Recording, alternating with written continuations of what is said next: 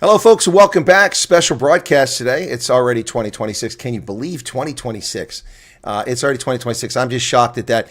We have a special guest back today in the Daba conversation with Chris. It's been a while since we've had a chance to chat. None other than Springbok legend, fly half extraordinaire, a guy who just a moment ago told me I should have played fly half, and I think he was right. I probably wouldn't take as many hits, but it's Naas Botha. Naas, hoe gaan dit? Hello, Chris. No, it's absolutely going fantastic at the moment. Absolutely no complaints. I'm here in Sanlurg Manor Guest House here in Zanin. I'm actually on my way to the Kruger Park, and you know the Kruger Park. So just hold your thumbs. We might see some Lions tomorrow, and we've got a Springbok in the car, so might be the Lions against the Boks. Well, yeah, it's got to be better than the things went for the Guppies. I mean, the Sharks this past weekend. Oh, my goodness. Woo. The Sharks losing to the Lions at the death knell there. Hashim P diving across there was a nice try. Hey, we're going to talk about the Springbok campaign of 2025, but I'm going to change my background just a second here real quick because it's a little distracting, I think, for folks. Give me a second there. Naas and I just got in here. That's not what I'm looking for. This is what I'm looking for here. Adjust background. We'll go to none. How's that? Is that better? I think that's a little bit better. All right, cool. All right, so Naas, 2025, I would have to say this is an epic year for the Springboks, although there were moments I'd say that they weren't particularly convincing, especially in that game against the Wallabies. They were way ahead, and they never scored again, lost. But what's your overall perception or comments on the 2025 Springboks campaign where they won 87% of their test matches? First, I thought that, we started off maybe... There are two results, the one against Australia and the one against New Zealand, that we can look at a little bit later. But I think, or I believe that if we had a nice, proper first game, the Barbarians was a nice game to start, but we didn't find our straps in that first game. And I thought that played a little bit against us. We needed a little bit stronger opposition, I believe. Then we could have had an unbelievable year. But if you look back at the whole of 2025, I think South Africa, Rassie and the squad did an amazing job. One, as you mentioned, one loss against Australia and the other one against New Zealand. The one against Australia, I believe everybody was surprised about that because we really played well and then suddenly we just lost it. And then, we overall end of year tour. But the highlight for me was the second half against New Zealand and Wellington. That was for me by far the best rugby I've seen from a Springbok team in the last number of years. And, we won 2 World Cups. You can never take that away. Fantastic how we got through the rounds, how we got through semi-finals, finals, and whatever. But the quality of the rugby in the last 40 minutes against New Zealand was absolutely amazing. Yeah, I have to say, Naas, that, people, they listen to my commentary and I think I'm going to have a heart attack watching the Springboks. But man, my enthusiasm that second half was off the charts. And 13 September 2025 will be a black day in the history of the All Blacks, the largest single defeat ever in New Zealand for them. They're still shell-shocked by that loss. That really proved something. And, it comes on the heels of what for me was a heartbreaker at Eden Park. I thought we were going to finally break that trend at Eden Park and win that game. I thought that game was ours, and we lost it 24-17. So that second half, and just the entire game, but the second half in Wellington was really impressive after the heartbreak the week before. Yeah, I totally agree with your assumption regarding Eden Park. I also thought that we might just close the door there. But, it's maybe... let's give history also a little bit of a part here. History will always play a part. And, Eden Park and the All Blacks, it was like South Africa, Ellis Park, until Australia did it on the Boks last year. But in general, you've got to look at the bigger picture. And Chris, the thing that worries me a little bit nothing regarding the box at the moment is worrying. The thing that I look at is how's world rugby at the moment. And I must say, I strongly believe uh, Australia and New Zealand missed South African teams in the Five Nations, to be honest. Okay, in the Five Nations, in the Super Rugby. Okay, why I'm saying that is that if you look at what's happening at the moment, forget their constitution, they're not allowed to play or select any All Blacks outside New Zealand playing and that. Forget all that. It's the quality of rugby. Okay. And if you think about it, Chris, and you watch enough rugby to understand what I'm actually saying here is that Australia, New Zealand, and the islands, they're all playing the same kind of game, if I can put it that way. And if you look at one stage the five South African sides in Super Rugby, okay, they all have different ways of playing the game. And I think that prepares you a lot better for whatever is happening in 80 minutes during a game, where suddenly that's not there anymore. And yes, we did move up north, and we're part of the URC. And there's so many things that we can look at and say, but the thing is, for South Africa, it's fine. The thing is it fine for New Zealand and Australia? And to be honest, I don't think it is fine for New Zealand and Australia at the moment. You know why? Because we always talk about how do you manage the big moments in difficult games. And to be honest, 2025, if you analyze the New Zealand, the All Black game as such, it's got nothing to do with Scott Robertson. Nothing. Okay. I've never seen any New Zealand side players making so many unforced errors, knocking balls, losing balls in tackles. It never happened before. And that I take back to that's when you know how to handle pressure. And that for me is where New Zealand is lacking at the moment. When they really been put under tremendous pressure, the reaction in 2025 was sometimes shocking. Naas, I'm 100% in agreement with you there. I think that Senzar made a huge mistake with the South African sides leaving Super Rugby. I can't even bring myself to watch it. I tried. Look, nothing against specific nations, but they're not up to the scratch when it comes to it. And the game just isn't as interesting without the differing styles of South Africa. It's really, I think, harmed the Super Rugby brand. But of course, to be fair, I think Super Rugby did it to itself. You know, from Super 12 to 14. 14 I thought was optimal at 14. We went to 15. That was still okay. But when they went to 18 teams, they had a team in Japan. Sometimes they played in Singapore or Malaysia. It was very confusing and it was very tiring for the players. And now with the 30 cap or test matches per season per calendar year, that's going to have any bigger impact on those guys. But and the other thing too is, of course, let's be honest, New Zealand steals all of the Pacific Islands players and they play for the All Blacks anyway. So so they're already at disadvantage. But no, I agree with you. It's the Super Rugby band has been brand tarnished when that happened, and they decided to send the South African squads up to play URC. I said, this is brilliant. I think it's going to be fantastic. Yeah, it's a long trip, but it's in the roughly same time zone, so you don't have that day adjustment. We've seen benefits there. And also, to be fair, in the first season, without the South African sides participating in the Champions Cup and the Challenge Cup, we actually had an advantage that year because players were rested and we won the championship. And we've had a South African side in in the finals almost every year. It's amazing. Unfortunately, the Bulls couldn't close the deal. Before we move on, Ronaldo Jose is here. Ronaldo said, great to have you back on this channel, Naas. What's your opinion of the Nations Championship and New Zealand's full tour of South Africa? Yeah, that's coming up next year. Do you prefer Rugby Championship and the Autumn Series? What's your thoughts on that? That's a pretty good question. Yeah, I love the new structure. I love North against South. I absolutely love it.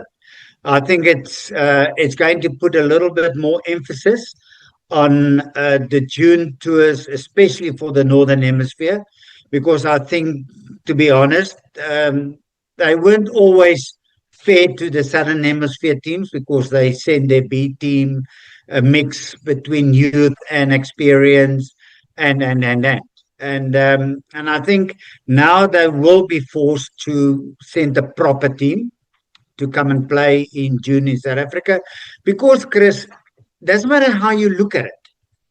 You take Australia, and we know they're struggling a little bit at the moment. We know that, okay? But you take Australia, you take Argentina, South Africa, New Zealand. End of year tours, we always send extremely well organized teams. Why? Because we would love to go and beat the Northern Hemisphere in their own backyard. Where we can't say that about the Northern Hemisphere touring in June, July, in the Southern Hemisphere. You've heard this all before, and you know that. Oh, it's been a long season. The players are tired. We're giving new players an opportunity to play for the national side. Chris, you and I are supporters of rugby at the moment. What do we want to see when there are two international sides on the field?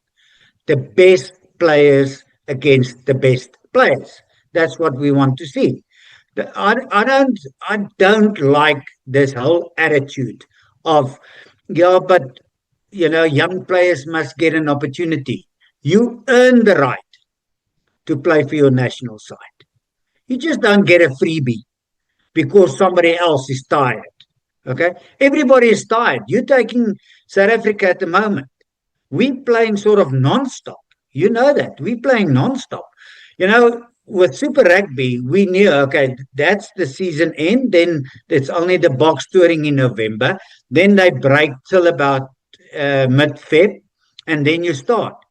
When's the last time a South African player, apart from forced breaks, when's the last time a South African player could say, oh, I didn't do anything in June, July, August? And that's not happening anymore. So nobody can complain. So I love that. Firstly, I love that.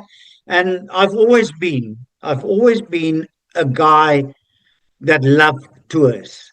And for New Zealand to tour South Africa, I think it's something to absolutely look forward to. I would have loved to see maybe 2 more games added to the program. I would have loved to see the SA universities play against the All Blacks, okay? And I would have loved to see the old South African barbarian side playing against the All Blacks. Because you know and I know, only certain guys will get run against the All Blacks in international rugby. And this is a great opportunity for some players that's never going to play Springbok to say, you know what, in 2026, I actually played against the All Blacks. No, I agree with you on that, Naas. I think that's a great point. Those would have been 2 amazing tests to see, especially those young players, the university, the varsity guys coming up against the All Blacks. That would have been amazing. And the old Barbarians, guys, forgot about the South African Barbarians. That would be fantastic as well, because as you say, some of these guys just don't get that chance. I was initially kind of cold to the All Blacks touring, but I thought about it, and it harkens back to your day and the decades before your time playing in rugby, when teams went on tour. The Springboks go to New Zealand, they go to Australia, and they do a tour, and now the All Blacks coming South Africa. I think it's absolutely brilliant. I'm looking forward to it. I'm going to try to schedule my calendar so I can make it there for games. It will be very exciting. But we'll come back to the men here in a minute. But let me just digress for a second, Naas, and ask you a question. Are you still involved with the India rugby program? Do you still play a role there, or have you moved on from that? And I'm actually talking to them on Wednesday, just to check, because they started really concentrating on sevens. Okay, they've got a little bit of a copycat of IPL. They did one last year, was very successful. I see they're in preparations for this year. It worked very nicely for India, but the whole of Asia needs to make a call, Chris. Are they going to take 15-a-side seriously, or are they actually moving on and make it a 7-a-side sort of region? I'm a 15-a-side man, okay? Sevens is fine to watch sometimes. I'm not really too fond of it. As long as South Africa win, then I'm fine.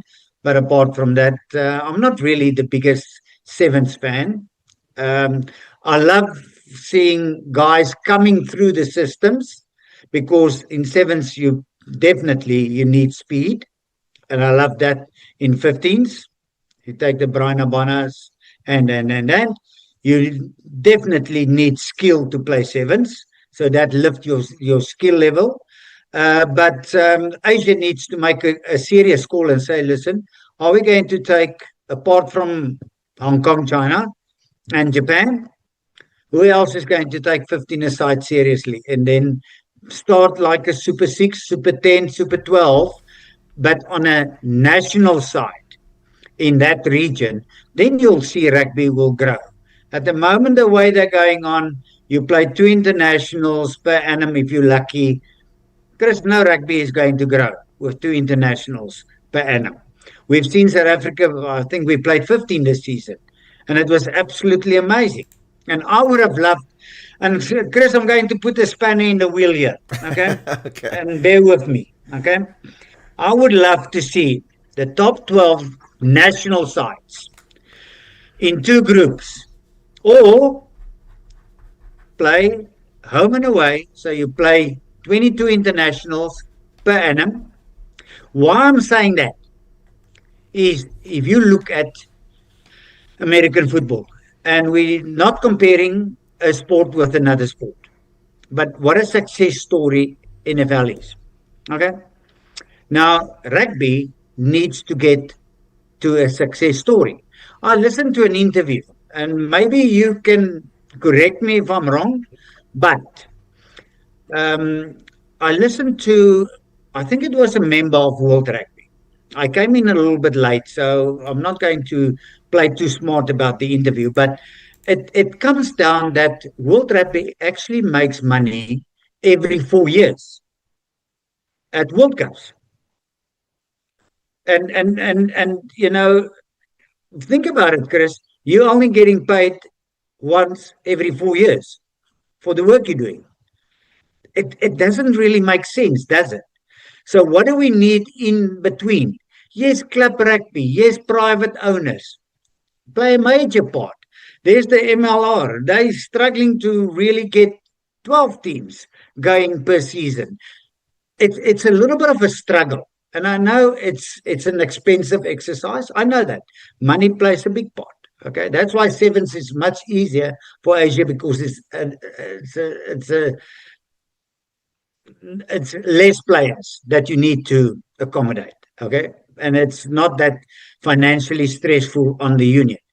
But I feel we need something. We need to start thinking outside the box. And what is the next best thing? Is you look at Six Nations, every stadium packed. You look at the November tours, every stadium packed. So what does that mean? We look at URC on the weekend, Province Bulls, 53,000. I think absolute fantastic crowd. But that's one in what? Once, twice, 3 times, 4 times a season. We need full stadiums. I want to say, not every weekend. That's not what I'm saying, but most weekends. And Chris, it actually looks like we're only getting that when there's international rugby on the scene. No, you're 100% correct about that, Nats. One of the things that's the dirty dart secret that World Rugby's let out now, which some of us have known for a long time, is that World Rugby doesn't make money from the Women's World Cup. They're big money makers, the World Cup, and make a ton of money from that, but it's got to last for 4 years. And that's a tough way to do business. That's a tough business model. So I agree with you 100% that we need a different approach here. And maybe these tours would help, if we do more of these tours, that's, and back to the other point you made there about the Asian nations. I agree. I don't want to get away from that too far. We'll come back to this other issue, but the Asian nations, here in the Western Hemisphere, we had the America's Rugby Championship, which was episodic. It wasn't every year. And it went a ways, but it was Canada, the U.S., and then Chile, Brazil, and the countries in South America. Venezuela, or not, Argentina was also in it, but they would send their B team. But the thing is that that helped. But now we have Pacific Nations Cup, and that's, by the way, that's the way the United States got into the next World Cup in the back door. Because of that, we came in 5th, but that was enough to qualify. But so those competitions are important. Now the challenge is the U.S. is playing, Tonga and Samoa and Japan. Those are not easy sides to beat necessarily for the U.S. So hopefully that will bloody our players. And I think that's what we're kind of talking about is you can't expect, and you and I have talked about this before, you can't expect to have anyone enter the top 10 in World Rugby rankings if they play, Namibia plays South Africa at the World Cup and that's it. They're going to get trashed. Or the up-and-coming teams like Portugal, who's been very impressive of the past years, and now Uruguay's been very impressive too. They're not going to improve unless they play against top-notch competition. So you've got to sort that out, and World Rugby has to do that. Now, you talk about attendance. I've talked about that a lot in the past too. For me, I look at the South African stadiums, which were built to house, Springboks teams and soccer tournaments, and you have 40, 50,000 seats or stadiums, and 12, 15,000 people show up. But when I look at the sides in Wales and in Ireland, and not so much Ireland, but in Scotland and Italy, those stadiums are built for 10 to 15,000 people, and they're sold out. So it's a little bit distracting. We actually have larger crowds in South Africa, but the money's just not there. It was great to see 53,000 at DHL Greenpoint Stadium this weekend, but I have to say I wasn't impressed with the game.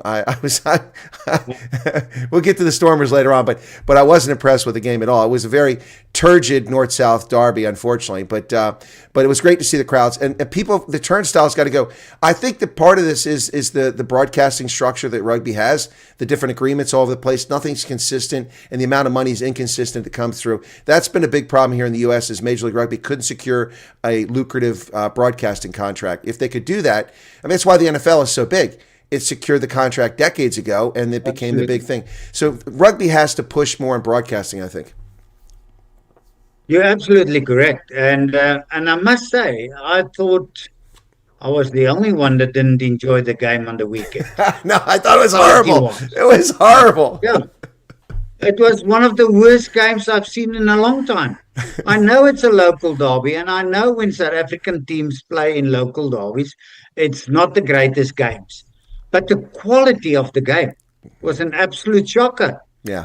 I was sitting there and I thought, but, this is not possible. We've just been through an amazing season. We've seen some young players, Sacha, and you name them coming through, Moody, and you just keep putting names on the table, Eldrich Lowe and Hanekom, and suddenly we have so many international players on the park, and that the quality wasn't there. It wasn't there on the weekend, sadly. But I must say, something is happening in Cape Town at the moment because they are on an unbelievable run. They're still unbeaten. And it was a great try at the end to score to win that game. But, I think, Chris, we realized again, sometimes you get penalties, you don't take them. It bites you later. Sometimes you take the penalty and you don't kick it over, then it bites you also. So tough calls for the Bulls on the weekend. But, I think the Stormers are doing something right at the moment. And the Bulls need to get out of their, difficult situation. I think it's now 6 in a row they've lost. And it's not making good reading at the moment. It's not only not good reading. It's horrible to watch. I mean, watching them dominate a game only to be destroyed in the second half and not score. It's just it's really and watching it unfold because I've seen all 6 of those games. It's just been horrible to see the Bulls collapse like this. There's a few things I want to get back to, but let's stick on this for a second. Of course, in the press room after the games over the past few years at Loftus, interviewing Jake White, the guy has a lot of heart, really poured his heart and soul into that team from my perspective anyway. And the argument was Jake was the problem. And I said, no, I don't think Jake's the problem. I think players not executing on the pitch is the problem. And, for instance, the game against Glasgow, I was there, and we had that game won. They didn't take a makeable kick late in the game, and they kicked and they went down the corner, and then they just lose the ball forward, knock it on a meter from a try. They would have won the championship. And people kept saying Jake is a problem. Well, Jake is gone, and the Bulls have gotten worse. I'm not going to blame the coaching staff. Maybe I should. But what I'm saying is I think the players just don't execute in the key times for that team. Yes, I just want to add to what you've been saying because there is absolutely no argument. The facts that you put on the table, those are the real facts. When rugby turned professional, um, I've always had a problem, and it's been for a very, very long time. That and that's what I love about American football. Okay, and I'm serious now. You don't perform, you go and get another job. Okay, you got, you know that. You see it week in and week out. Okay, in rugby, where's the performance clause?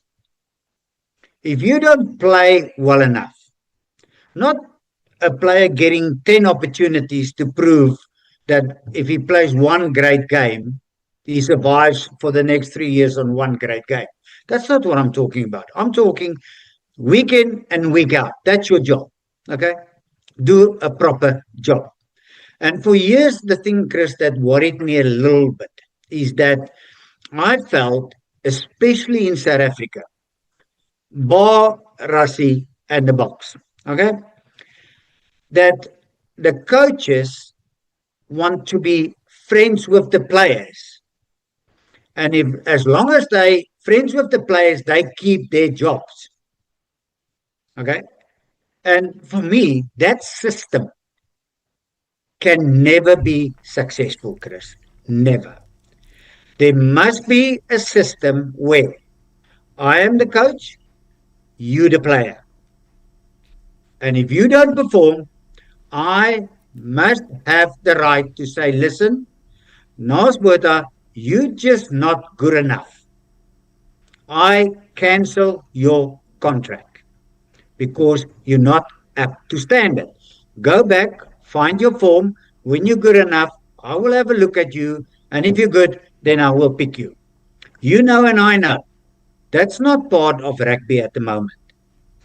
And that is not a healthy situation.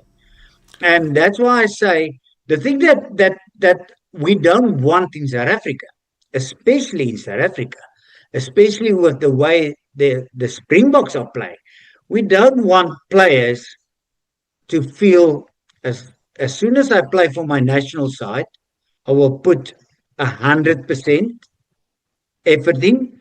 But if I have to move down to the guys that's actually paying me to play a game that I don't perform, then it can't be a healthy situation. And we're not blaming, we're not pointing fingers, we're not saying it's true. All we're saying, the situation must always be Chris is the coach, Naas is the player. And if Naas doesn't perform, he's gone. And Chris, go and get somebody else. That's professional sport. If we're talking about a professional game, aren't we, Chris? 100% on that account, Nas. Exactly. That's and not to give World Rugby an excuse because it's only been since '95. We're talking 30 years roughly around that time frame. It's been a professional sport, but it shows, and this is one aspect where it shows. It's still kind of the club thing. You know, it needs to be professional, and in fact, that was the case with Jake. You know, there were players who were grumbling and moaning about him, about his discipline, and and admonishing players for not performing, but. In the Army, I'm a retired colonel. I'll listen to my staff. I'll listen to my subordinates, but I have to make the decision. It's up to me, and it's my way or the highway. If you don't like it, then you need to find another organization. And I think that some of that discipline needs to find its way into rugby. I agree with you 100% on that, Nas. I mean, otherwise it's just a cafe clutch, and we all sit around and lose. Absolutely, and the thing is, I really felt for Jake. I know Johan Ackerman extremely well. And I had a couple of great chats with him. Nothing against him. But the way the players actually turned out and say, listen, it's either him or us. That should have been the situation. It's him. And Jay, go and find players that would love to play for you, the way you look at the game. And that's the end of the story.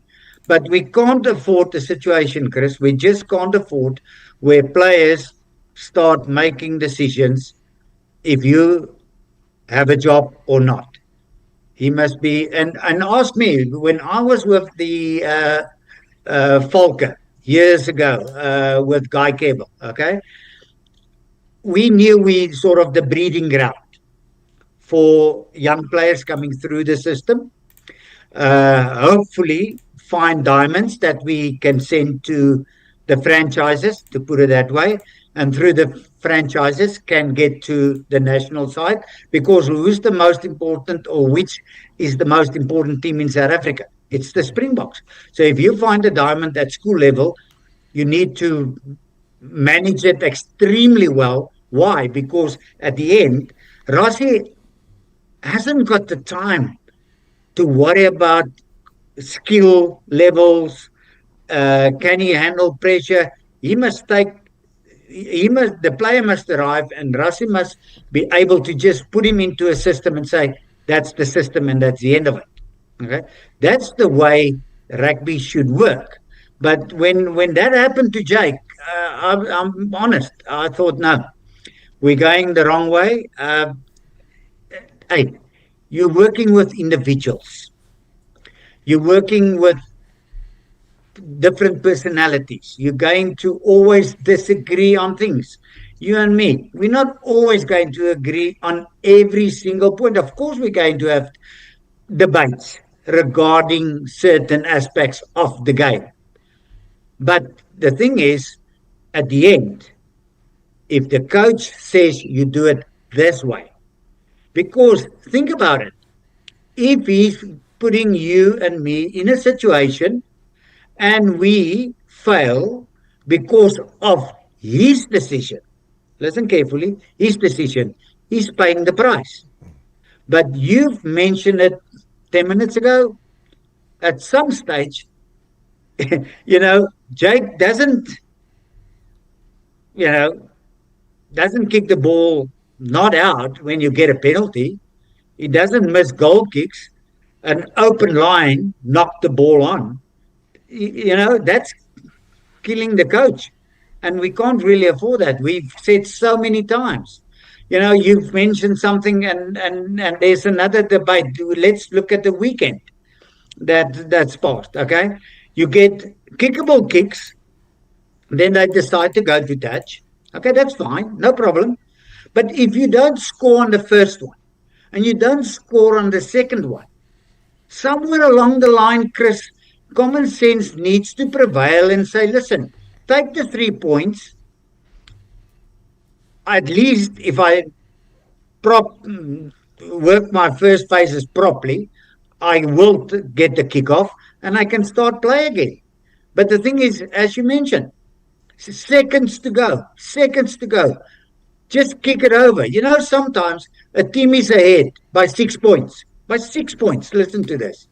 3 minutes to go. Get a penalty. Okay? They ahead by 6 points. Then they go for touch. Kick the ball over. I'm forcing the opposition to score twice in 3 minutes. Didn't kick it out. Gave away a penalty, another penalty, another penalty. The other team went and scored. They lost the game by 1 point.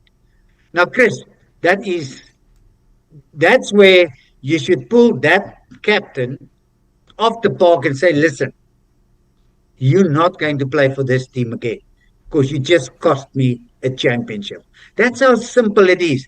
I know it sounds a lot easier the way we talk about it, but you see where we're going is to say, listen, there's decision makers, but there's also consequences. And it doesn't look, the consequences is really playing a big part in rugby at the moment.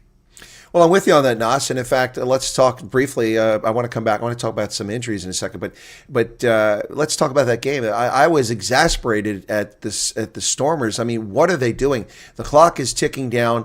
Do you want to win the game? A draw is 2 points. You're undefeated, but you've got Cardiff nipping on your heels, even though they play more games, just a couple points behind. You need to get at least 4 points and win, not 2 points in a draw. And they're kicking for the corner, and they do it over and over and over again. And like you said, in this case, 3 points wouldn't have given the 9-point difference, but it does. At this point, the game is on the line.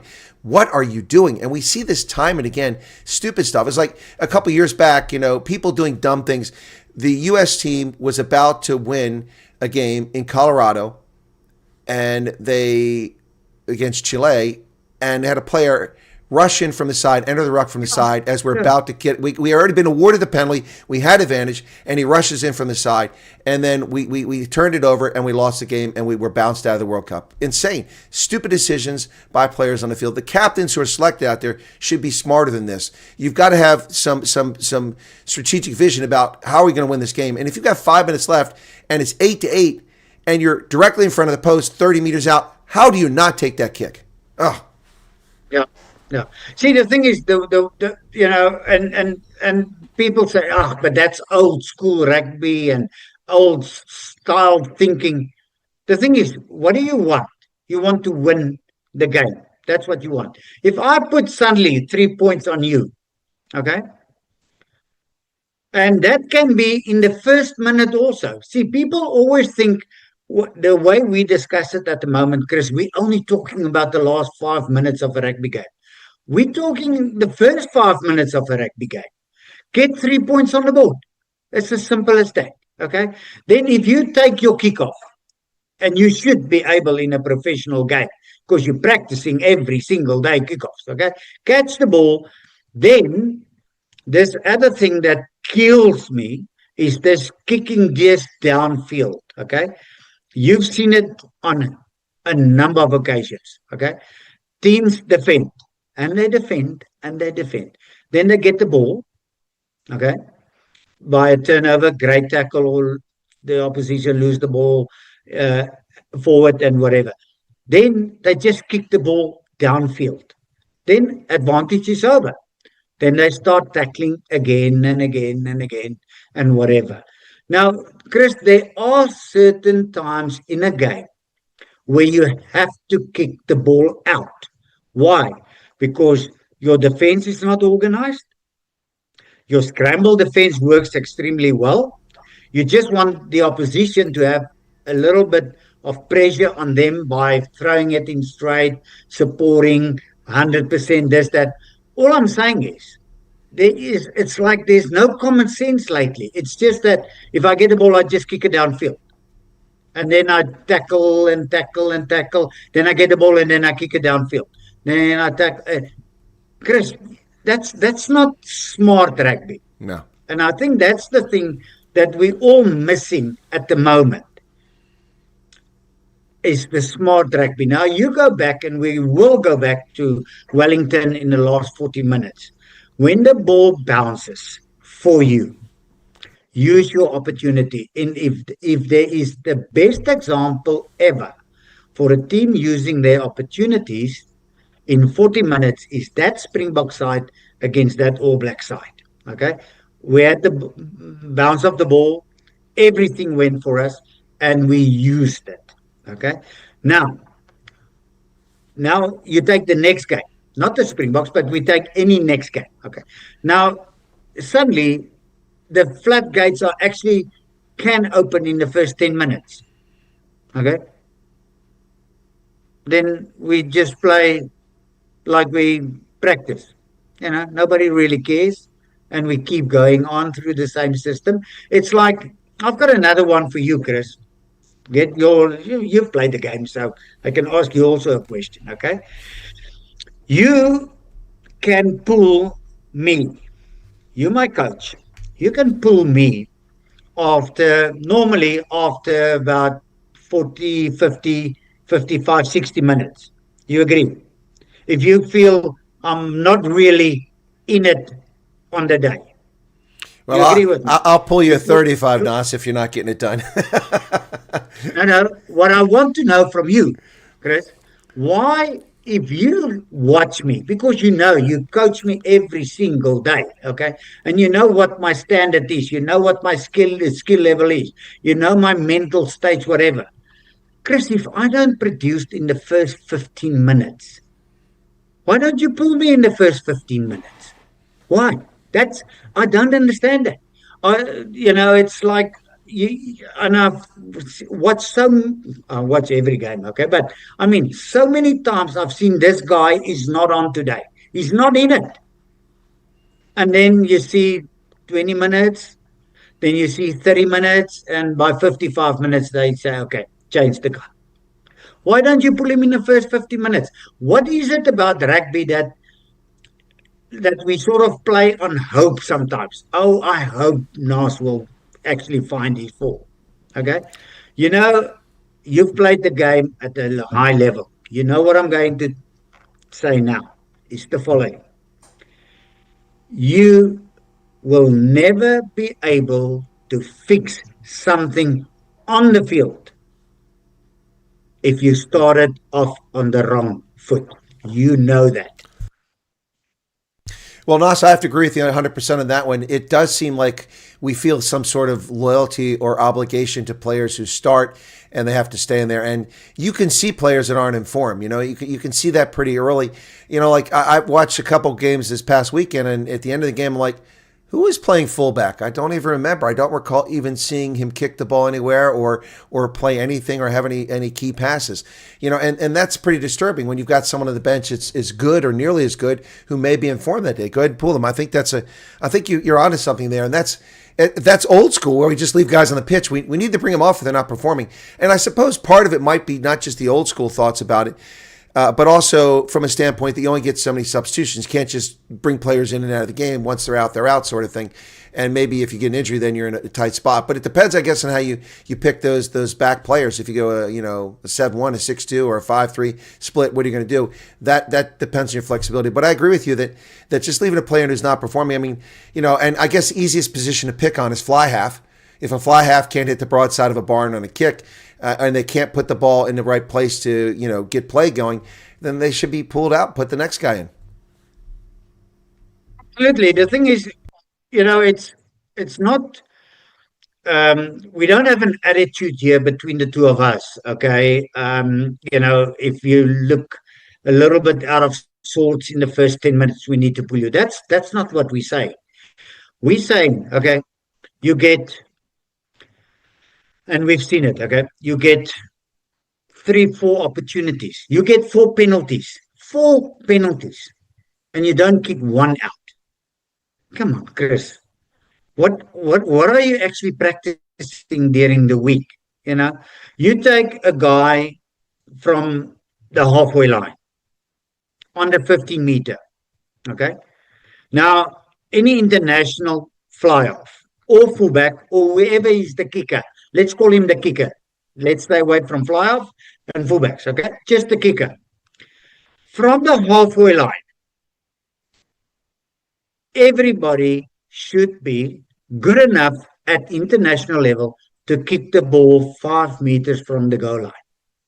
5 meters from the goal line. Suddenly, you're 5 meters from the goal line. You take the Stormers on the weekend. Fantastic drive at the end, to be honest. Fantastic drive. And they scored. More great drive, scored. Okay. Chris, how many times have you seen it? You get a penalty on the halfway line. Then the line out is outside the 22 of the opposition.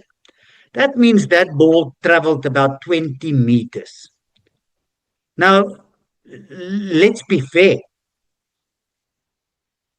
The professional rugby should be pinpoint 5 meters from the goal line. It's like breaking blind. Okay, you've got 4 against 2. 4 against 2. And you've seen it on the weekend again. The first guy does a skip.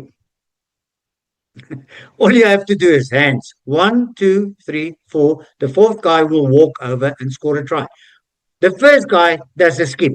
So the 2 defenders just move outside, and there's the end of the move. Now, we're talking decision-making, yes, under pressure. It's a little bit different. But Chris, it's just basics we're talking about. Things that you should have learned at the age of 6, 7, 8, 10. And you don't see that coming through in games. And how many times have we seen, then you sit and you say, okay, it's on, it's absolutely on. Then suddenly it's a skip pass. The whole move is gone. Okay, that's as simple as that. And we've talked about, worrying a little bit about injuries. Yes, absolutely correct. You're absolutely 100%. But you take Andre Esterhuizen, He slot in at loose forward easily. Quagga Smith, he slots in the back line easily. And I think you can go through every single international site and you'll always find at least two or three utility players that can actually manage it nicely. If you're really under extreme distress and pressure, you take a forward, you put him on the blindside wing. All he needs to do is catch a ball. If he's a forward, he's supposed to catch any kick. Why? Because he's supposed to catch any kick off in any case.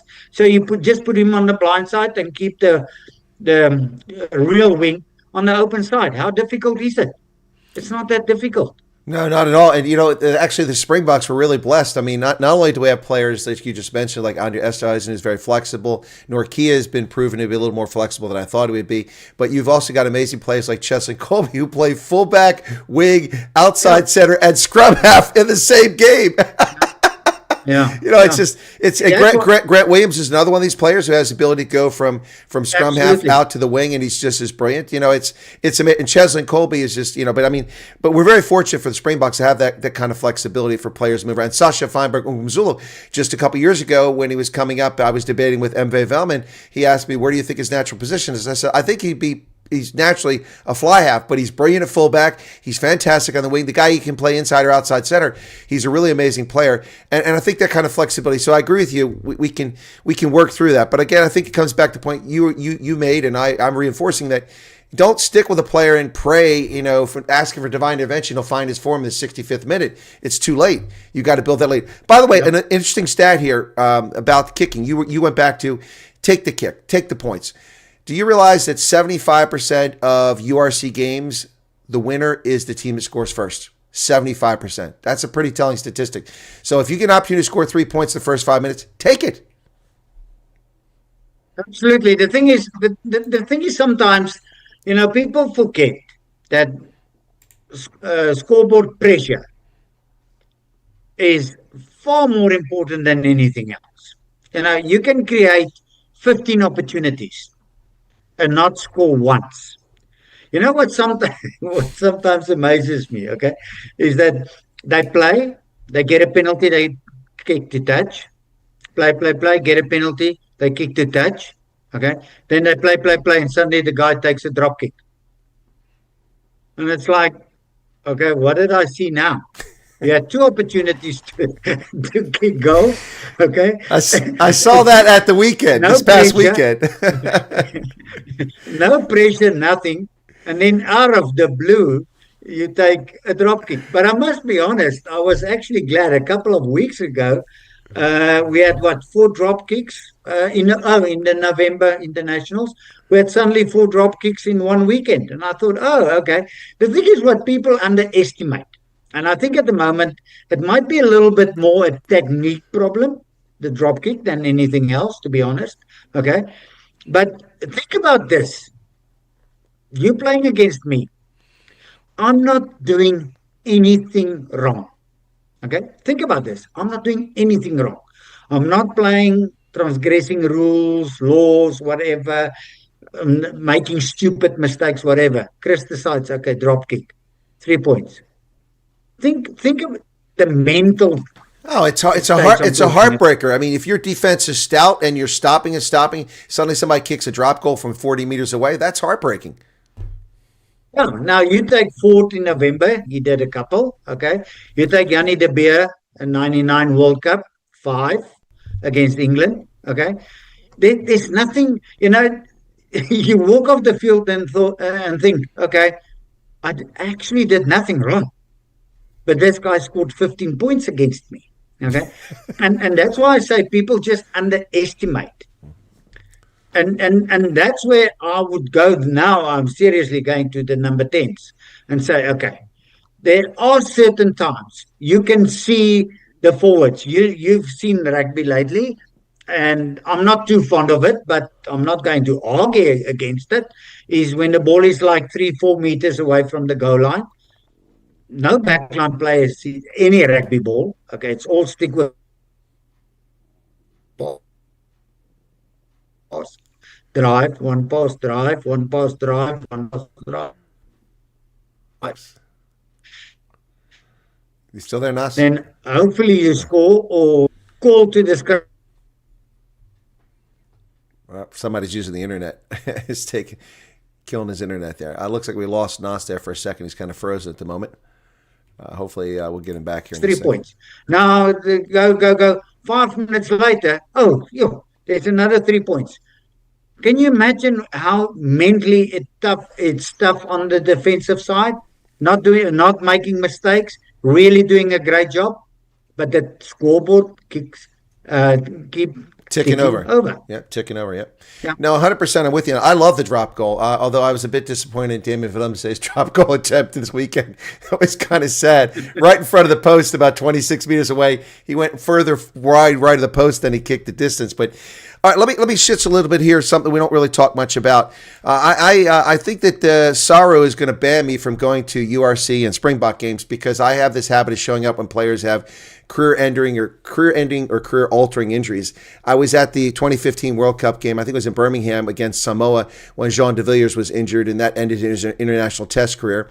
I was last year at the game at DHL Greenpoint Stadium when Brock Harris was injured, and they were going to cart him off, and he refused. He walked off like a warrior, and that wound up being his last game. I was at the game in which Johan Goosen had a gruesome knee injury, and you could see that Jake White was visibly shaken, and there was a sense at the stadium that his career was over, but he's come back.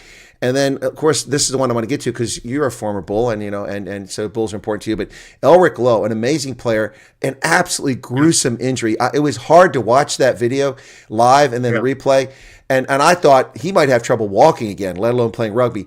And here he is less than a year later back, and it turns out it wasn't nearly as bad. He was very fortunate in that. But, I mean, it's amazing how today, with the advanced state of medicine and the things going on, we look at Peter Steph Dutoy, got a graft of a muscle from his father, how these players come back and perform at a world-class level. Back in the day, in your day, Nas, you get those injuries, you play through it, you do damage, and then you're crippled, walking, limping later in life. It's just amazing to see that these players come back. Elric Lowe is not the Elric Lowe we knew before the injury, but he's working his way back to that, I think. He needs to get game fitness, and he's admitted that. Any thoughts on the state of medicine in sports today and the ability of players to come back? I must say, I take my hat off because it's unbelievable some of the injuries we've seen and how the guys get through it. And when they come back, how, I don't want to say quickly find form. You're absolutely correct by saying, a sportsman, as we all know, and I've said it on a number of occasions, there's two things. You play yourself in form, and then with that, you grow your own confidence. You know that, okay? But some of the guys getting back and really, really play well. But I still think, okay, and I know it's now a group system, okay? But a group system should be for guys turning up 100% to actually play the next day. I always say, if you get selected for something, you must be able, as a Springbok in my days, you must be able to play the All Blacks the next day. You can't come and do your rehab when you're actually preparing for an international. And I still think that somewhere along the line, and that's where the old super sport sort of competition played a little bit of a part, and the Vodacom, I don't know if you can recall that. That was actually established for players coming back from injury to go and play 2 or 3 games, just find your form again or your feel again for the game, and then move up.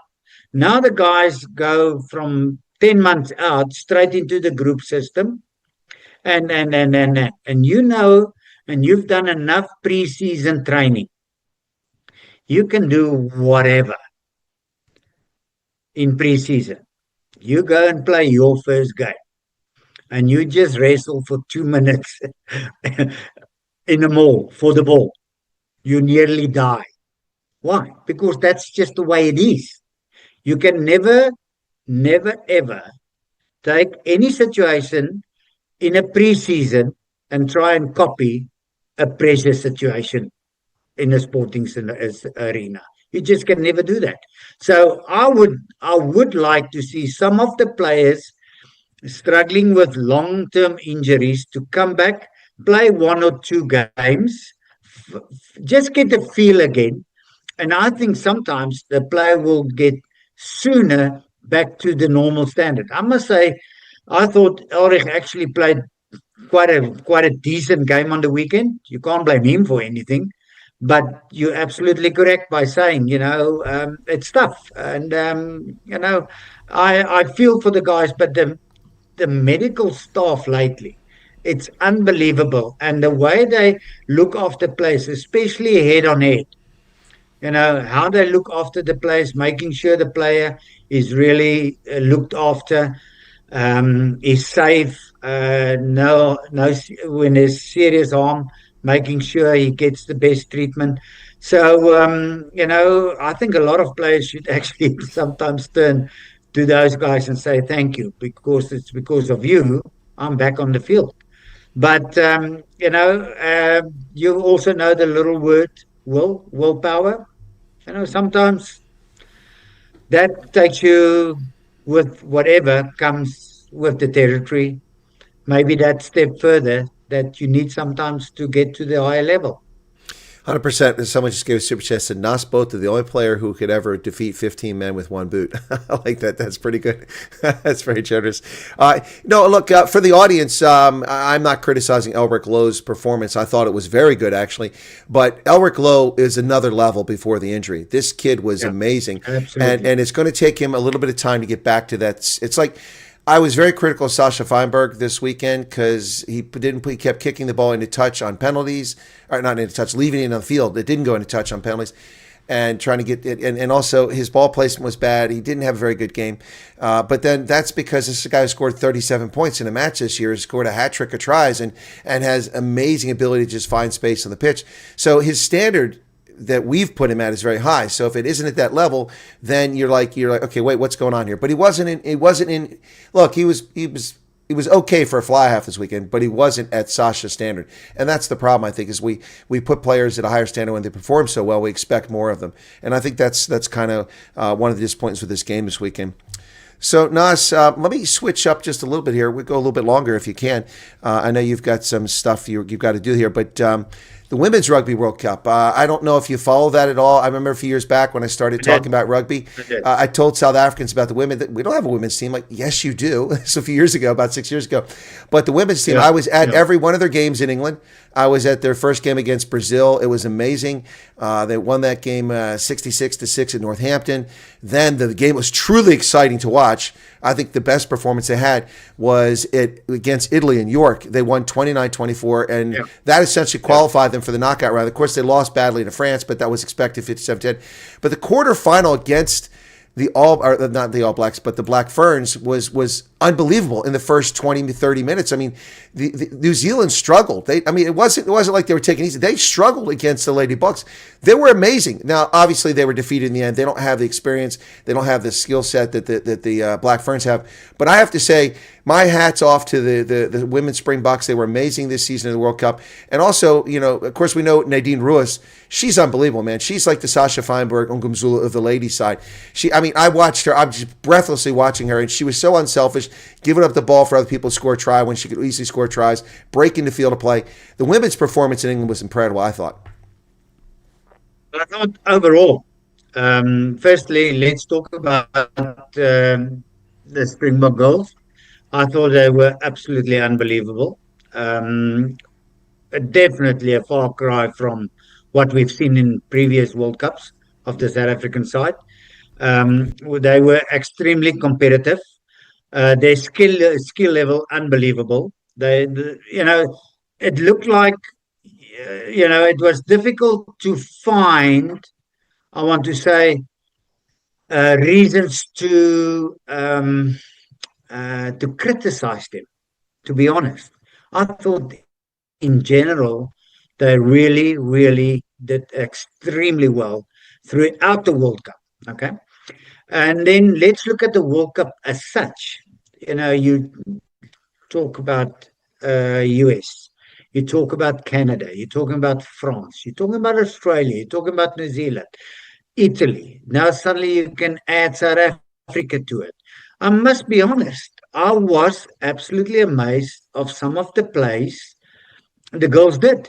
They really, really played fantastic rugby throughout. And I actually watched all the games, all the games. And I must say, I really enjoyed watching them. And they deserved a sad because, they played at a different level to previous World Cups. And I think that's the foundation they really needed for the game to really grow. And I think sometimes, we as men, we're a little bit egocentric and whatever. But I think there's a couple of things that they did, especially skill-wise, decision making. They would play 4-against-2 hands. They would. They wouldn't skip, where the guys will do it the other way around. So I think sometimes, I can learn a little bit. But I want to take you back to something that you mentioned of players getting seriously injured when you're around them. I think what you should do is take off the Springbok shirt and just put on a normal shirt, because somewhere the coach might think you're there to replace somebody. And then, unfortunately for the player, he gets injured and you're not getting called up, Chris. So I think sometimes that's why injuries like that happen. Well, actually, with my hip right now, I don't think that would work so well. I actually, I got to tell you, Naas, when I talked to the sports medicine guy and Dr. Kumar, and I talked to the orthopedic surgeon, one of my first questions was, okay, how durable are these hip replacements? I mean, I don't think I'm going to be able to play rugby anymore, am I? And the guys looked at me like, well, you'll be able to play golf. I said, golf is not rugby. Okay, that's not the same. Yeah. All right, so on the Women's World Cup, I got to give some compliments here too, because and we don't want to get a controversy here, but I mean, let's do it. I mean, this has been a year. There's been a lot of moaning about officiating specifically, as there always is. But I have to say, the Women's World Cup, there's a trio of female officials who also call men's games, but especially they did an incredible job at this. And by the way, Naas, I was at all those. The Springboks games. You were watching it, but I was actually there. So for the women, and also the call men's games, Holly Davidson does a fantastic job. Sarah Cox is amazing. And Amy Barrett-Thron, of course, is South African. I thought all three of them called really good World Cups, and they do a fantastic job. Any thoughts on the officiating for the Women's World Cup? I thought it was really good. I thought it was absolutely a high standard. Okay. I think what I really enjoyed, to be honest, they just blow the whistle when it's needed. Okay? They don't try and be the number one on the field. Okay? And I'm not pointing fingers at the guys. I'm just saying they're not trying to be the number one on the field. They're just managing the game according to the laws.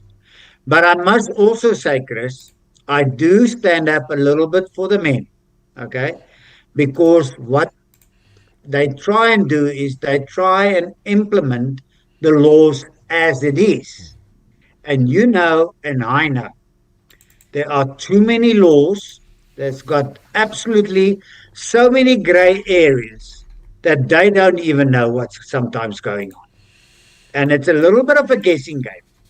And I feel for them. And that's where I feel World Rugby should really sit around the table. And I'm going to give you a simple example. Okay? If you have a scrum, the ball is supposed to be put in straight. You agree? Yes. Yep. Okay? Nobody does that. Nobody. No, it never happens anymore. Yep, you're correct. Okay. So, my point is, why is it still in the law book then? If you're not going to apply a law, take it out of the law book. Okay, take it out. You know, and I know, and we've seen it on the weekend. And I saw somebody actually wrote about it. Okay, there's little train forming on a loose ball, and then the scrum off start touching the ball till the last feet. Then he kicks the ball away. Okay, the point is, they should take that away listen carefully, they should take that away. As soon as the scrum half touches the ball, the opposition should be able to play him. Yep, 100%. Okay? They should be able to play him. You know, and I know. We saw it on the weekend. It doesn't happen. Okay? The guy actually gets penalized if you actually play the scrum. Okay. Let's take a more. Okay. You might like malls. I absolutely detest it. Why? Because there can't be 7 guys between a defender and the ball. That is not fair. What is rugby? Rugby is a nice sport. Why? Because it's fair. It's 50% you, 50% me. If you use your opportunities better than me, you win. Okay? If it's me, then I win. Okay. Now, take the law. More, I've got absolutely no problem with. And I'm going to, hopefully you can see my hand. Okay? If the ball stays with the lock, okay? Stays with the lock, the ball can form and they can move. But if that ball goes back to here, then I, as the opposition, should be able to play that guy. So what I want is to say, make the ball the offside line, not the player, the ball. As long as I'm behind the ball, I'm onside. Okay? If I come from the wrong side, totally agree, we all agree, that's a penalty. But I mean, if that ball goes to that last guy, let the opposition play. That's why it's meant to be, the maul is meant to be, the ball stays with the lock. That's what it actually means. But that doesn't happen. You know that, and I know that. So that's why I say there are a number of laws that they should revisit, make the game simpler, and it will be more attractive. Let's take the ball, and I don't want to waste your time, but let's take the ball on the ground. Okay? If I can come in, listen carefully what I'm saying now. If I can come in from the side, listen to me, from the side, and dive and just tap it back. I'm not talking the ruck's been formed. I'm not talking, because we've seen on the weekend, one player got blown for playing the ball in the ruck, but the other player picked the ball up in the ruck. Okay? So who do you penalize? Both players played hands in the ruck. Okay? So one get penalized. So how fair is that? But I mean, if I can get the ball moving and get play actually, getting faster or better or more organized, why can't I do that? Why must I come through a gate? And what is the gate? And then sometimes you go through the gate, you go through the whole ruck or whatever, and then they'll get penalized in any case. You see how many grey areas are there that we're talking about. And that needs to be simplified, Chris, so we can actually have a fantastic game. Because you know and I know, we're talking rugby. Why? Firstly, because we love it. And if you take the 40 minutes, and I'm back at Wellington, you take the 40 minutes, if we can have games like that, week in and week out, we will have more people in the stands. Yeah, you'll fill the seats. You and I don't want to go to a game and actually sit like watching a tennis game at Wimbledon, watching the ball going left, watching the ball going right. There's one URC game. I actually counted, Chris, no jokes, counted 16 kicks. 16. Not 5, not 6, 16. Now, you can't tell me that's fun to watch. No. If there's somebody that loves that, fine. I didn't enjoy that. Well, it's not just it's boring to watch. It's also terrible to play. I mean, you got to keep running back and forth to stay on side here. The guys in the middle, the guys that aren't kicking, it's terrible. Hey, so one of the big successes with Rossi and with the Springboks is the way he integrated so many different players. He's gotten so many caps, gotten it and bloodied players. Now, let me go back to was it 2018, I think, or 2017, when they came to DC and played Wales. I was at that game, and it was a pouring rainstorm, and we had a lot of debutants, and I was angry because I always want Springboks to win. But Rossi's first game as a coach, and they lost to Wales because you had the debutants who were knocking the ball on. They weren't up to the task. But I later realized what Rossi was up to. It wasn't about winning that game. Actually, to be honest, for Sarah, it was about the $650,000 paycheck they got because they were nearly bankrupt. That's why they went to DC. So, to be truthfully told, but for Rossi as a coach, it was about finding out what he's got, what potential's there, and it was more important than winning all the games. And then they won the World Cup in Japan. So this year he's managed to have an 87% win rate and do kind of the same thing, bring a lot of players in. So here's some of the players who got bloody this year, got their first cap. Asanate Lamakanye, that big fellow, Vincent Chichuka, Nithing Fouché, Cobus Visa, Renzo Duplessis, I think that was well overdue, Jarno Augustus, Ethan Hook, and Zachary Porthan. Amongst those, I think the most three exciting is Cobus Visa, man, and then also Ethan Hooker, incredible, and then Zach Porthan. All three of those I think were fantastic. I mean, these new guys coming up, it's just amazing. It's almost embarrassing how much rugby talent South Africa has. Yeah, it's unbelievable what he created. But I think if you read between the lines, okay, he's still, and now I'm going back to what we've talked about an hour ago, okay, he's still the coach and you still the player. And I think because he said, and I might be corrected, but somewhere along the line, he said it very straight. If you don't want to hang around this, what we're building here, take your stuff and go. Now that is the way Rossi runs the show. And what did he do the whole season? He created a group of players. And I'm not one of those guys to say, oh, we've got a South African A side and a B side and a C side and whatever. Okay. I'm not one of those guys because there is a difference between your number one and your number two. That's why the one guy is the number one and the other guy is the number two. Okay. But what he did is he brought the number two and number three very close to the number one. Now, there's not a lot of coaches that can actually do that. Okay? Yes, some coaches don't have the abundance of talent and whatever, but he did something very special. And I think what I love about him, and I think the players trust him, Chris, because of one reason. He gives you an opportunity. If you use the opportunity, he's giving you another opportunity. And another one.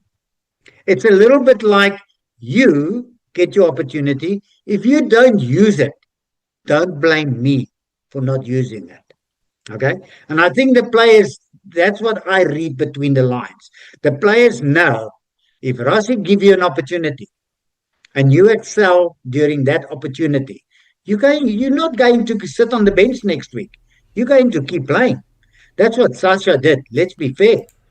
He got an opportunity and he played extremely well.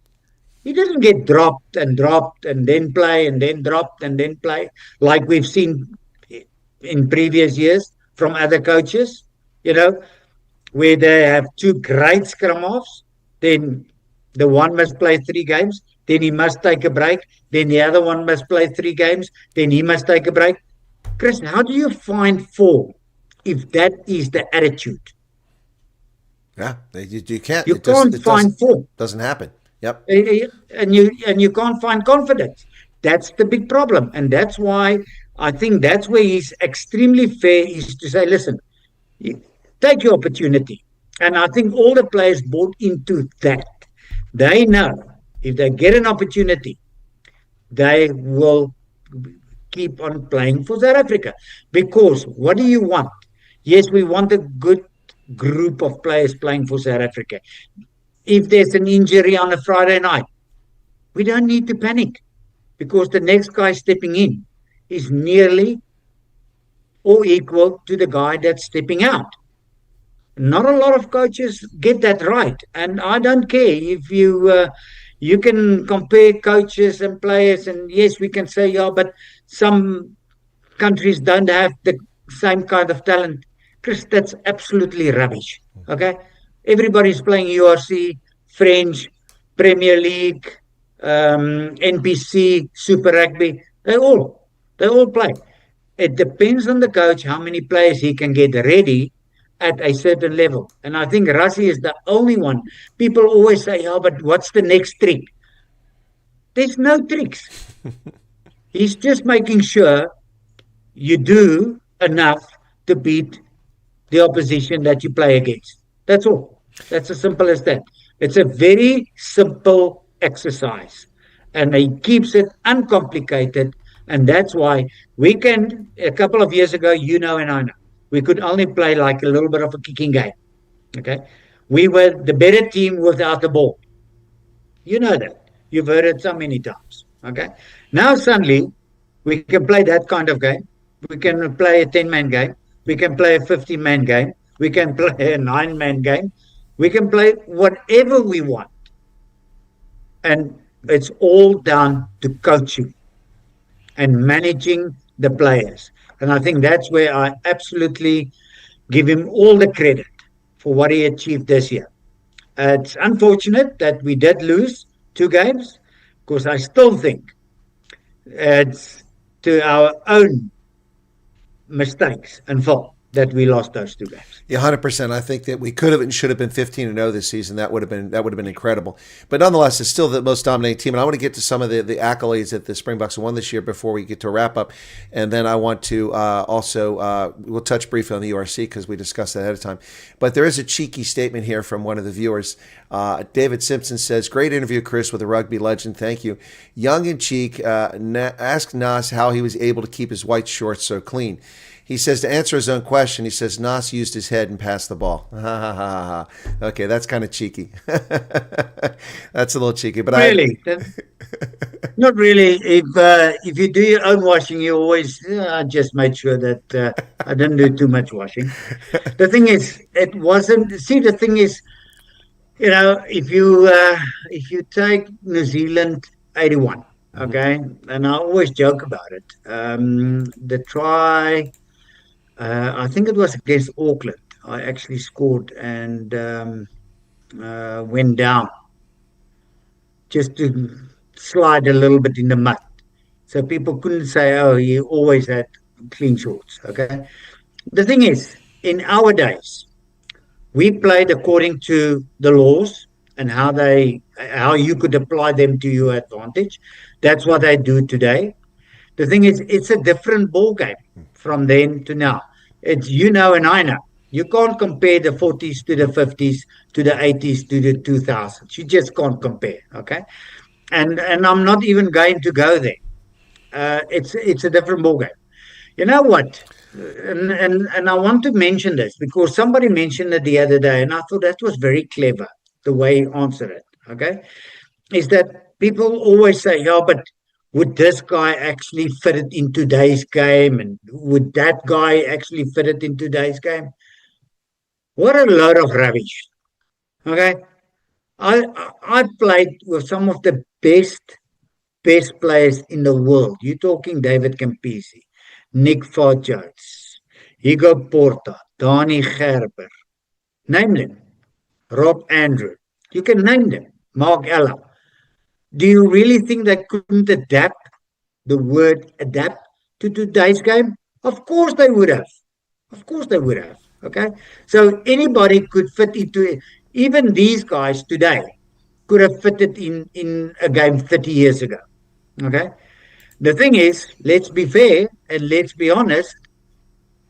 You're talking 50 years ago, 40 years ago, Chris, we had some locks that were, he didn't argue with those guys. Because the next moment, the stretcher would take you off. You get smashed. Yeah, the stretcher would take you off, okay? And that's why we say we're not comparing. I'm not comparing Victor Matfield, Bakkies Botha, Martin Johnson to anybody. Retallick, you name them. They're all great players. The most important thing that we need to say, in all honesty, all these players that we talked about, even the Cravens in the 30s, they all contributed to what? To where we are today. And that's what people need to understand. And that's what the players of today need to really understand. All those years, all the players were fighting for these guys to be where they are today. If you think about it, and I mentioned it the other day to somebody, there was always an attitude. You'll never play rugby for money. You know that, Chris. Okay. Has the game changed because of money? No. The game is the same. We just got to make it. We got to make it profitable so we get more people in the stands. That's what we got to do. No, but now, why am I saying this? Because we could have had a World Cup in the 50s, in the 60s. Yeah. But I think because of World Cups, especially soccer, okay, was related to money. Okay, and that's why we never had it. And then we had the first one in 87. And since then, rugby just grew and grew and grew. And I think it's for the better of the game. I would have loved to see a Frik de Pre, a Colin Meads, Benoit Duga, all playing World Cups. Why didn't they? Because I think that was it's because of money. We must, like you mentioned it earlier, it's still a boys' club. Yep. Come on, let's move on now. We seriously need to move on now, and then we need to change it. And yes, rugby should be one of the global games. And and I know, it's still not a global game. No. We're still fighting to make it a global game. That's the problem. That's a major problem. It really, I mean, look, I don't like soccer, football, but it is a global sport, and that's a big difference. Yep. And unless you're a sport that grows up in an incredibly commercially rich market like the United States, you're not going to make money unless you go global. And rugby has to go global, or it has to make it big in the U.S., and then we'll get there. So, Naas, it's interesting what you said about the players who adapt. I agree 100%. Those players, those era would have adapted to the circumstances. And here's a good example of proof of how that's true. The introduction of the 50-22 law. Look at a handful of players who've become experts at doing the 50-22 to gain advantage for their team. They adapted in the game as that rule came out. And we've got a couple of specialists who are really good at that. Barrett's pretty good at that for New Zealand, but he's not alone. There's a few others that are really good at putting that 50-22. And that is a huge advantage for your team to be able to regain possession inside the 22 by kicking that ball. And I think that's a perfect example of how players have adapted, or previous era players could have adapted to the game today. I think that's a perfect example. Absolutely. And you're 100% correct. And the thing is, what still surprised me, okay, any ball that's in the air, okay, especially when they go 50-22, that ball should be on the ground. It's a little bit like a chip. You talk to a pro golfers. They say when they're very close to the green, the sooner you get the ball on the grass, the better chance there is to actually chip it in. You know that. Mm-hmm. As to play the loft, and whatever, anything can happen. Okay, now it should be how quickly can I get the ball on the ground? Why? Because the ball will skid. 90% of the games are actually in the evening. Okay, so it can just skid and skid and skid and go easily. But as soon as you lift the ball, how many times have we seen the fullback just move quickly, catches the ball, and kick it in just downfield, and that's the end of it. So I think there's a little bit of a technique problem there. They're kicking more floaters instead of trying to keep it on the grass, because the ball in the air is not really going to beat the catcher, but the ball on the ground, when it starts skidding, it can beat anybody. And I can show you. You can put one guy, it's like two guys 5 meters on the boundary in a cricket game. And Chris, you smack it hard enough, they hardly move and the ball is already against the boundary. That's the same in kicking. get the ball on the grass as soon as possible, over the back line, behind the defense, and you'll see how easy the 50-22 is. Yeah, I agree with you 100%. Nas, great analysis of that. Let me get to the wrap up here. I'm going to cover some of the accolades for this year and then get your thoughts on it. Let me run through it very quickly here. So some of the milestones this year, okay. the Springboks won the back-to-back Rugby Championship. The Autumn Nations Series, they went undefeated on the tour, including a game against France, so they're playing 14 men. And they round up a record score against Wales, destroying Wales. Siya Kolisi got his 100th cap, and Sacha Feinberg-Mngomezulu emerged as the top player. And people forget this, the South African Under-20 team won the World Rugby Championship title this year for the team. That's some of the accolades. But beyond that, there's a couple other things that we need to cover here, too, that they actually occurred this year. For instance, excuse me a second there. My throat's caught. So we also had this year the Dream Team, the 2015 or 2025 women or 2025 men's Dream Team included Oxen Che, Malcolm Marx, Thomas du Toit, Peter Steph du Toit, a guy who came back from that horrific injury, and he's a two-time World Rugby Player of the Year. Sacha Feinberg-Mngomezulu and Cheslin Colby. 6 of the 15 players were Springboks, and then the men's Player of the Year was Malcolm Marx. I mean, those are some pretty incredible accolades, and I didn't even talk about, like the cups they have between New Zealand and South Africa, and those cups. Those are pretty. That's some good silverware hardware to bring home for a season. Are you there? And I'm looking forward. I'm looking forward to this season, that tour, South Africa All Blacks. I can't wait for that. That's going to be absolutely amazing. You know what surprised me is that Australia and Argentina didn't organize the same thing. Yeah. Seriously. Or Argentina to Australia or Australia to Argentina. They could have done the same thing. And I think that would have benefited both of them because in 2 years' time, we've got the World Cup. That's how simple it is. Yeah. And you know, and I know how time runs. Let's talk about last year. It feels like yesterday, and we're in a new year. Before we know, we're going to have this talk at the end of this year, and then we're talking about what's the next step. The next step's the World Cup. And that's why I'm a little bit surprised, and that's what I love about. Let's go to maybe one thing we can touch on just quickly, Chris, is the British and Irish Lions in Australia. What a nice tour that was. Absolutely. And that tour meant so much for Australia because when they came out of that tour, they were actually quite a good, well-organized side. The only problem with Australia at the moment for me, and that's only my opinion, is they need their 15 best players all fit and ready to go week in and week out. And you know and I know that's not happening. That's where South Africa do have a slight advantage because we can pull in 3-4 new guys and they're nearly at the same level as your number ones. And that's where if you go, and we talked about New Zealand, the silly mistakes they made. How many times have you seen a scrum off pass to a tight forward and he just knocks it on? Things that we've never seen before. Losing lineouts, losing scrums, we've never seen before. Kicking the ball directly into touch, we've never seen before. It was just, and that's where I say, there you can't blame the coach. That's where the player needs to take the responsibility. And now I'm bringing you back to the South African point of view that I gave you. I think the players accepted. Rossi told him, you want to be part of this? You make sure you stay here. Because if you're not, it's going to be the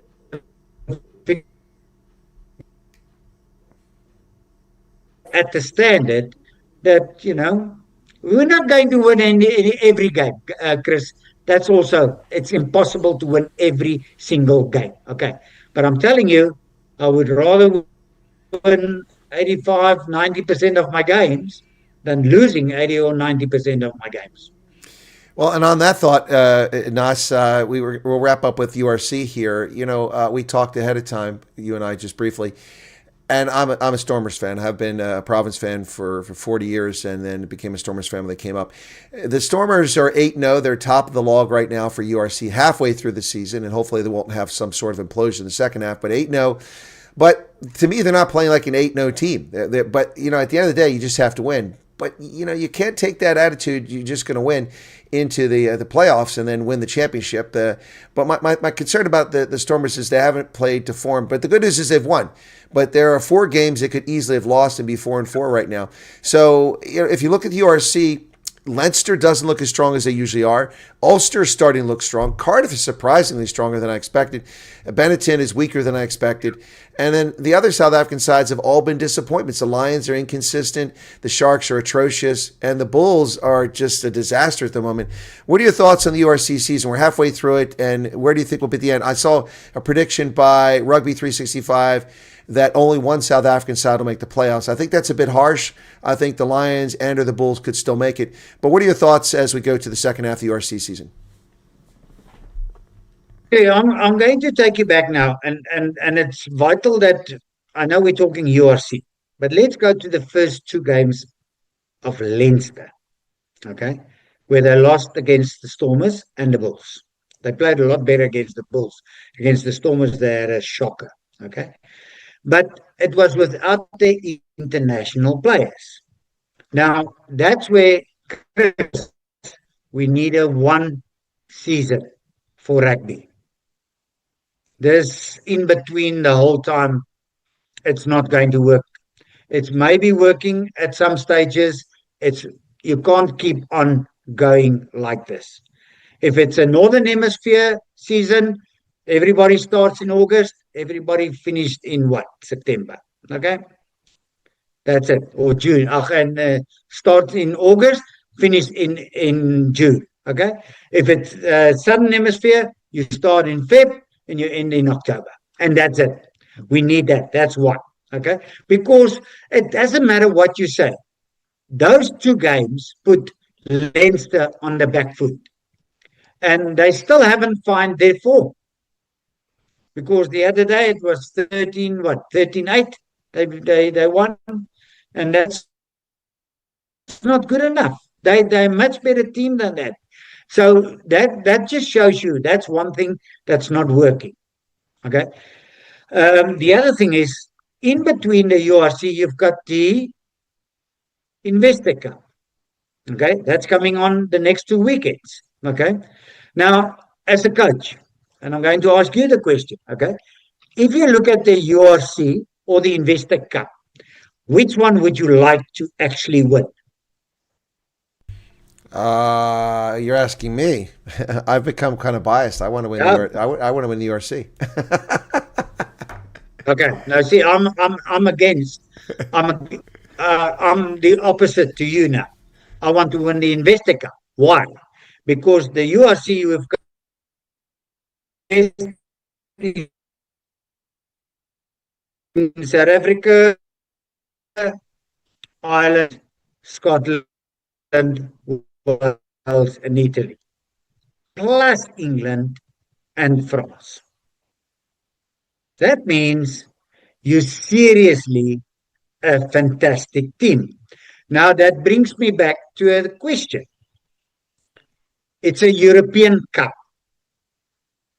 Do you really think South Africa belong in the Investec Cup? Just a question. I'm glad we're there, but I'm just saying it's a European Championship.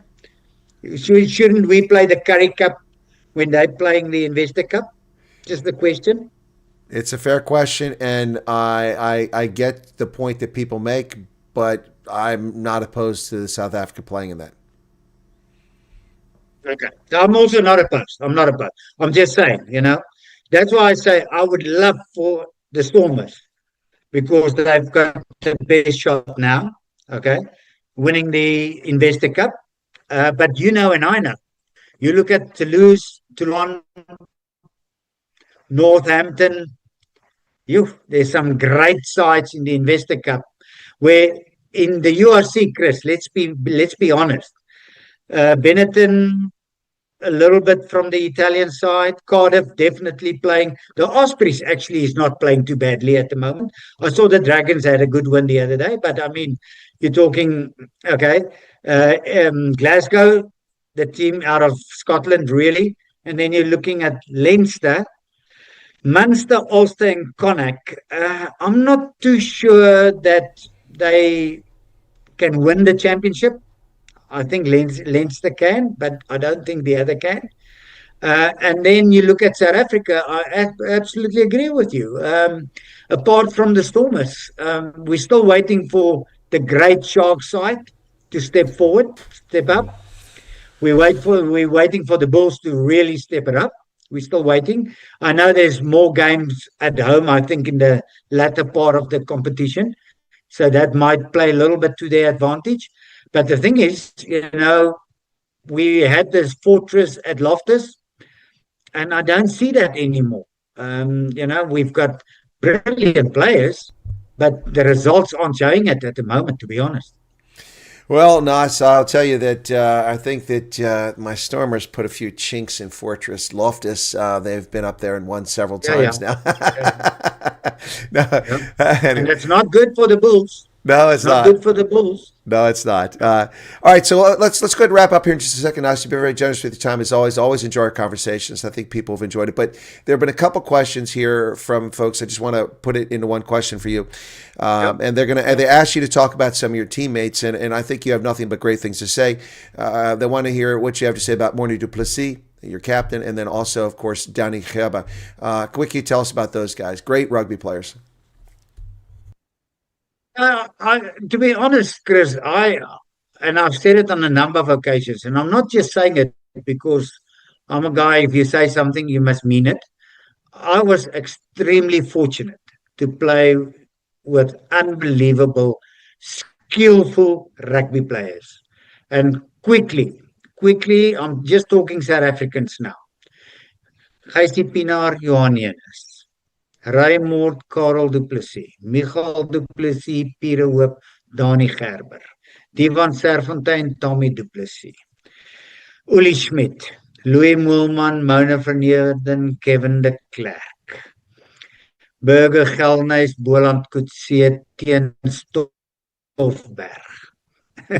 You want me to keep going?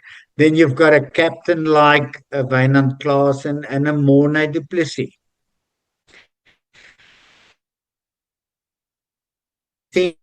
Towards anybody,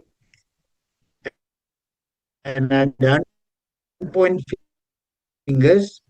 If Morne did go on T1 to I still think we would have returned one of the greatest Springbok teams ever. Unbelievable. I must say, Wayne Klaasen, fantastic job. I think a little bit by not selecting him for the first test. Not saying the other guy shouldn't have been selected, but I think at that stage, in a difficult tour like that, we should have had our captain on the park. But I can keep going on and on and on. And that's why people say, yeah, but you've got 9 Currie Cup medals and you've won the Currie Cup in 3 decades and whatever. That's the difference between rugby and other sports. Rugby is a team sport. If I don't have 8 forwards really working hard, Adolf Milan, Jan Lok, Uli Schmidt, you name them, Puerto Fourie, Jannie Breed, name them, Johan Maret, I can just keep naming players.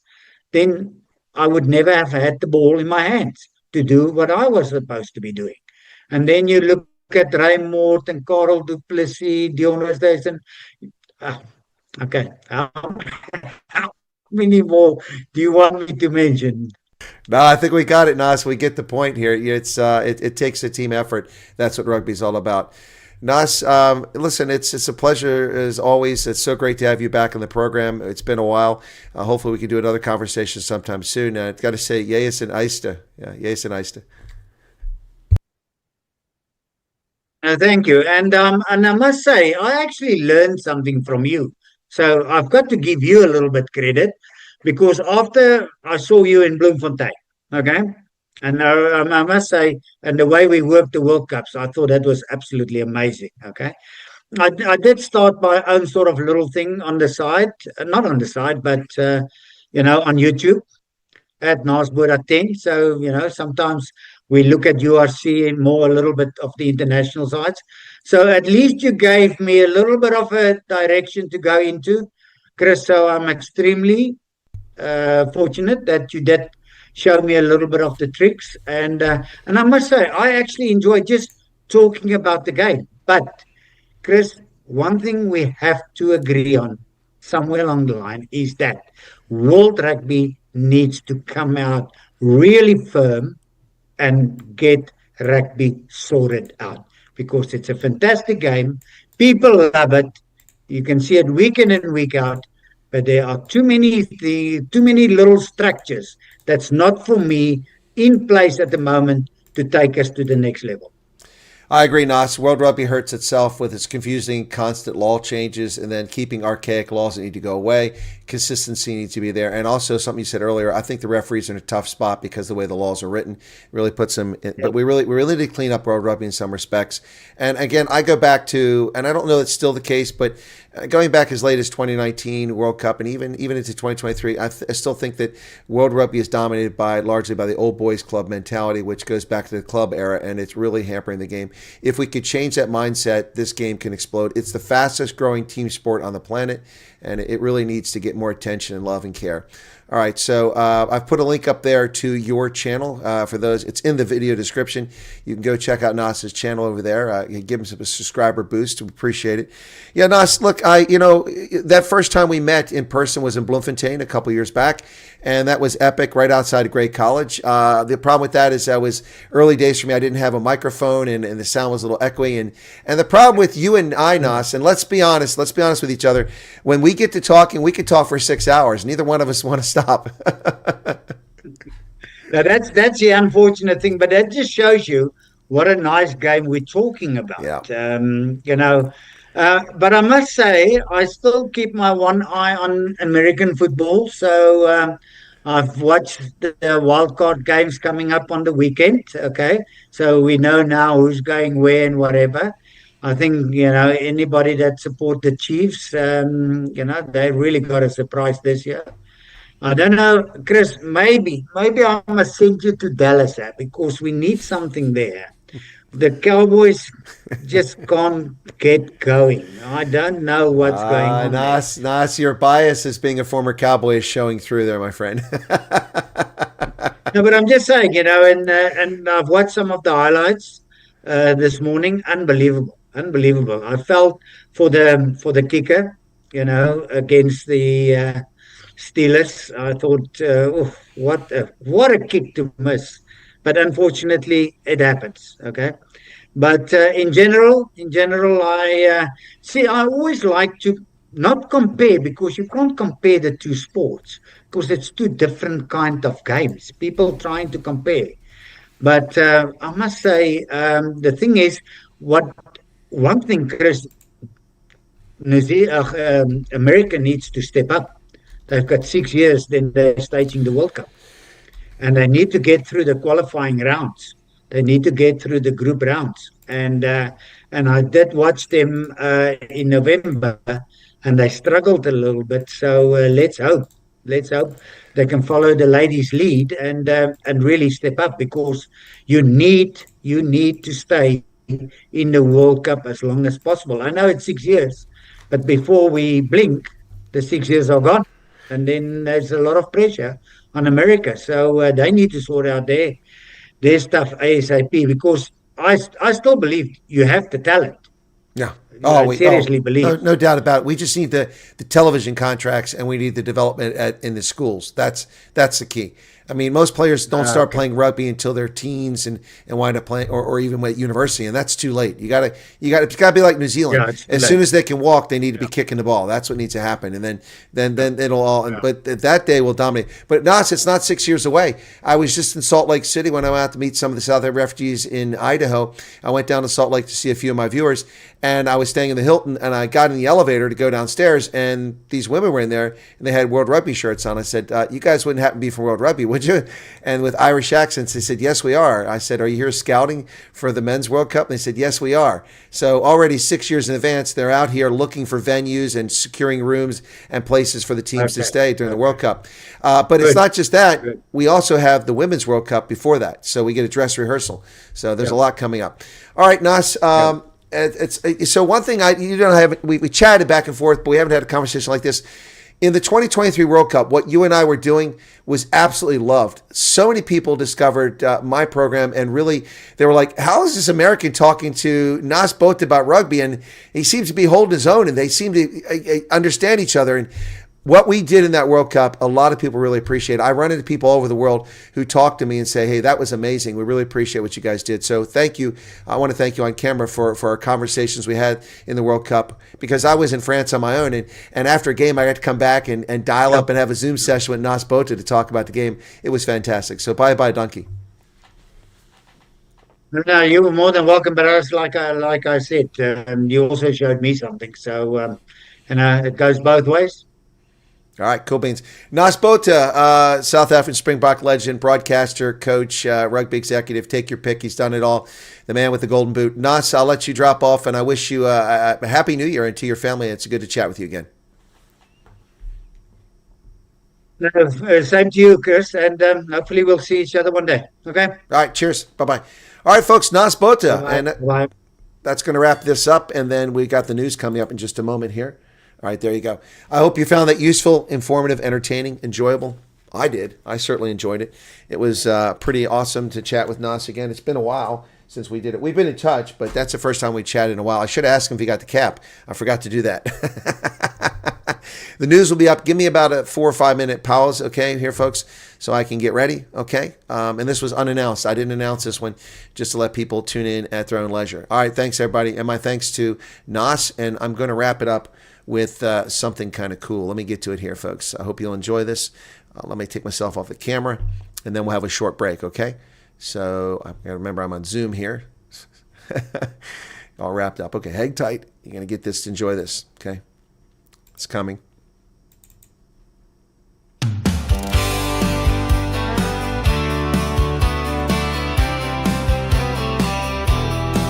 Under the southern sun, the green and gold shine bright.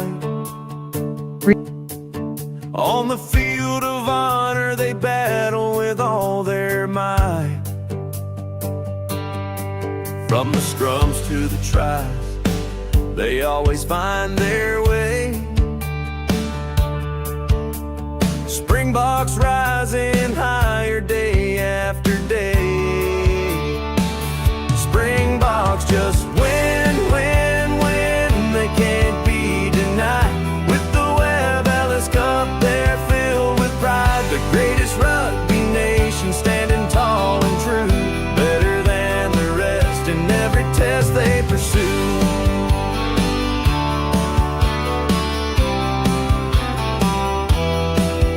From the dusty fields to the world stage they've roared. Legends carved in history, their spirit soared. In the hearts of a nation, they ignite the flame.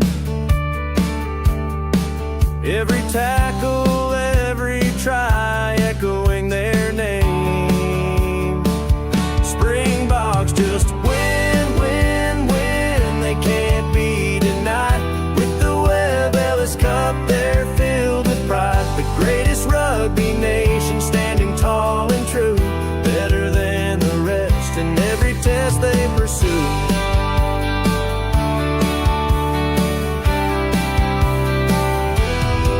Through the blood, the sweat, the cheers and the pain, they carry the hopes of a country like a chain. From the whistles blow to the final play, they prove their greatness every single day. Springboks just win, win, win. They can't be denied. With the Webb Ellis Cup,